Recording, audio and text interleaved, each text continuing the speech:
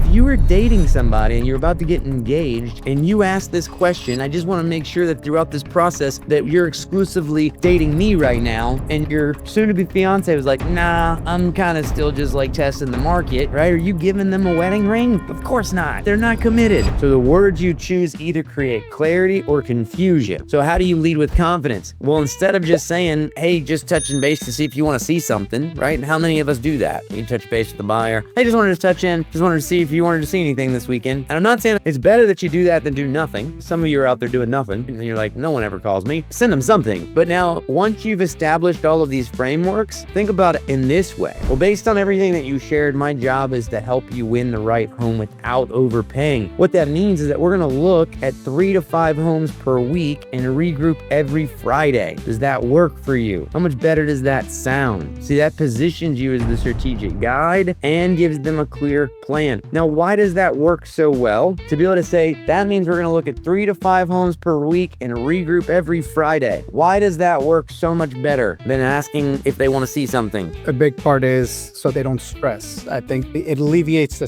stress and guessing of, okay, what are we going to do this week? When are we going to see houses? So setting expectations. I think it also redefines what they're looking for and whether or not you're actually listening to what they're saying. Yeah, it also, one, gives them accountability because now you're saying, hey, this is what we're going to do. It makes them commit to you. It shows commitment without doing it. Hey, Eric, I need you to sign that BBA this week before we go look at these houses. I really need you to sign this. This is the only way that we're going to do anything together. I need you to sign this thing to make sure that you can't go anywhere else. No, it's not about that. It's about saying a commitment. Hey, I'm going to make sure that every Friday we touch base from now on, right? We're committing to that. And then every week we're going to look at 3 to 5 homes. How many people have had buyer clients send them 10, 12, 15 homes in one shot? Like a list, especially when buyers come into town, right? If it's like an out-of-towner and they're coming in for a weekend, what do they want to do, right? It's like a buffet. They just want a frenzy. They're like, we're going to look at 47 houses. And you're like, ma'am, you're not going to remember anything after house 6, right? Like you have to be able to tell people that. I know there's people on this call that are guilty of it. How many of you have shown more than 6 houses to someone in a day? And by the end of it, you ask them what they think and they're like, ah, man, I don't really remember. What was the first one? What was the kitchen like over here? What was the back? Did we even see, right? Why? Well, because you let them take lead and they went nuts. And you were just like, well, if they look at 12, the odds are pretty good they'll buy 1, right? That's your rationale, right? So you do it. But the reality is that's not setting the framework. See, you're setting the expectations. Hey, really hard to look at more than 3 to 5 houses and actually remember what you saw. And the reality is there's no way that there's that many houses on the market that you like and would want to buy. So let's actually talk about this. You sent me 10. I noticed you had sent this thing over here and they had power lines right in the back and no fence. And you had mentioned that you wanted a fenced in yard for your dog, right? Like, are you going to be able to pay $9,000 for a fence after moving?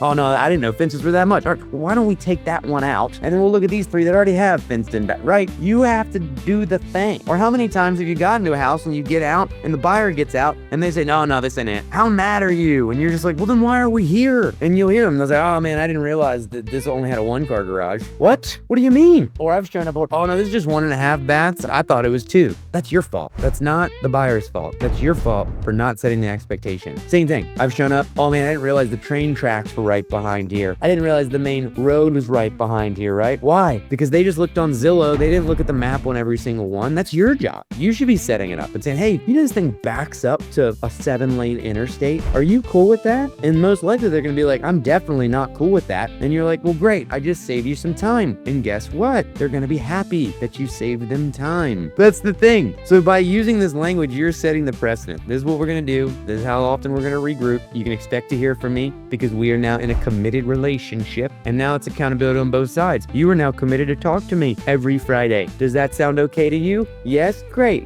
Let's move on. See, this prevents that just browsing mentality. Now they know they're not just browsing, they're shopping with you, right? So the loyalty check question. Now you ask them this. If I do a great job guiding you through this process, are you comfortable working exclusively with me while we find your home? See, well, what does that tell you immediately? If they say no, then you got a problem, guys. Like, why are we going out and just letting people do whatever they want to do, right? So this is a crucial question. Are you comfortable working exclusively with me? Have I done a good job providing the value do and the services rendered and the things that we're going to do and why you should hire me, that you're comfortable that you're just going to work with me through this process to find your home perfect. That's great. Why timing matters. Ask this after you've demonstrated your value. You don't call them and say, hey, I saw this house pop up you wanted to see. I can show it to you today at 2. Great. I'll see you there. Hey, if I do a great job opening the door, will you exclusively work with me from that point forward? They're probably going to say no, because they're going to be like, no, we haven't even talked. You're just opening a door for me, right? You've already shown that you're not offering the value, right? Tone is everything. Deliver with calm confidence, not desperation. This is not, if I do a great job, are you comfortable exclusively working with me and no one else? I really need this job right now. I really need you as a client, right? That's not your tone. Your tone is confident. Hey, this is a partnership. I work with people that like to work with me. I don't want anyone to work with me that doesn't want to work with me. So I just want to make sure that we're on the same page. And if I'm guiding and directing you, that I'm going to be your leader in this to get you through this, and that we're going to exclusively work together just so that there's no confusion through the process. Does that sound good? Right? Calm, confident, not desperate. And then the confidence, that's what creates the safety net, right? If you're unsure, your buyer's not going to feel good. What are you talking about? How nervous is your buyer going into this process? So you've got to make sure that you're not pressuring them, that you're just confident, right? This is protecting your time and their time.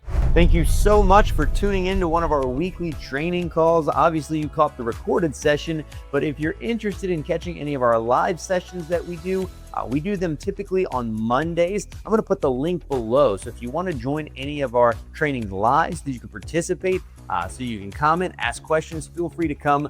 This is for our EXP group that we have here, our Omega group of agents, but it's open to anybody that wants to join, really. So if you're looking for coaching, if you're looking for training, feel free to hit that link below, and we'll see you on one of our live calls.